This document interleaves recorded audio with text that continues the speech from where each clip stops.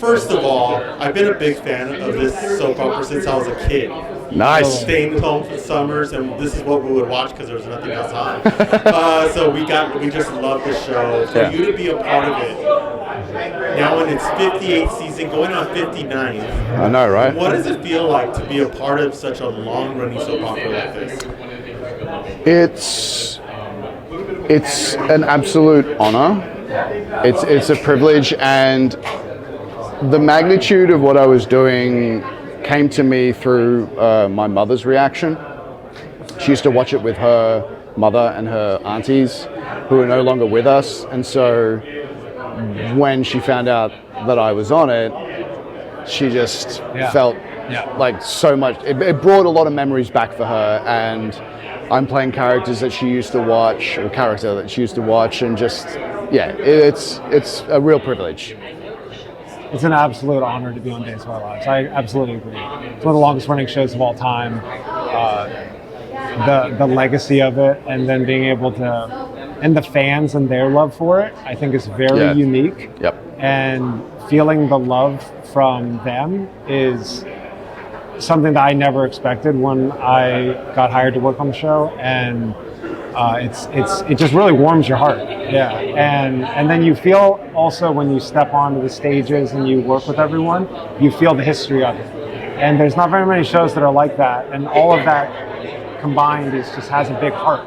Days of Our Lives is a huge heart, and it's an honor to be part of it. The one thing I always wanted to ask, and I interviewed Deidre Hall in the beginning of the year. Yeah, Deidre. And I wanted to ask other people who are on the cast, when you first come on board and you get the script and the way the production is, how crazy is it and how different is it from other work that you've done? Dan was super prepared. I remember your first day. So when I got the role of EJ, I luckily had a month before I started shooting. And so I did get the scripts a little bit earlier than probably what you would during production, generally. And I was just learning lines, because my brain hadn't adapted to the amount of dialogue, the tone, the style. And so in the beginning, it was very, very overwhelming. It took me a good month or two to really start to settle in, and then you can start to explore the character more because you're more comfortable with the lines. You work out when, like how much time you need to prepare for the lines, and knowing the next day you're going to be running it with the fellow actor, and so you have more time. But it was very overwhelming.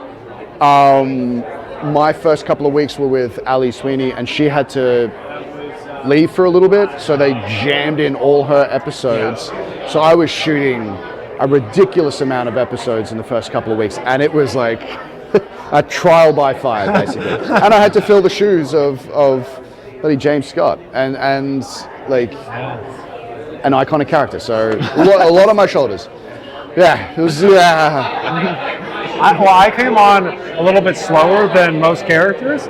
So I would do an episode or 2 episodes, and I did that for a few years. It was about 2 years because I first came on the web series when they went to Paris, and then when they were about to make Lee a bigger character, it felt more comfortable for me because I kind of knew everyone on set and I knew the protocol of how everyone works. And so I felt like I was fortunate in that way, that it wasn't that I wasn't like Dan where I just got thrown into 9 episodes in a week, you know? And then I built up to that, which was nice. And there's times when it's really pretty amazing how you don't know the lines right before you shoot, and then you do the scene and you somehow know them.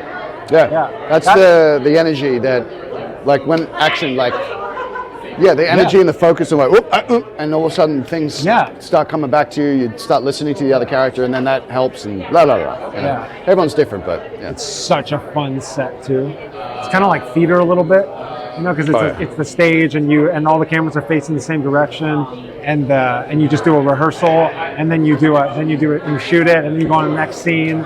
I love that. That's awesome. Yeah. My final question for today. Today's Days of Days. How does it feel like to be out there with the fans? You're seeing from the grandmas to the mothers to the sons and daughters now who are just fans of the show. What does it feel like to be out there with them? It's amazing. It's still very surreal to me because I don't see myself as anything of that ilk where people come to go, hey, how are you? It's still, even though I love what I do, it's still a job. You know what I mean?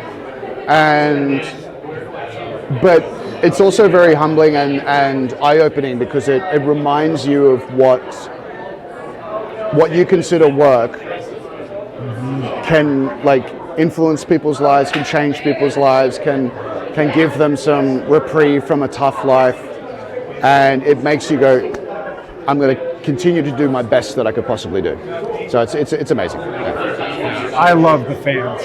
I love the Days fans so much. My gosh, they never cease to amaze me, and they blow me away.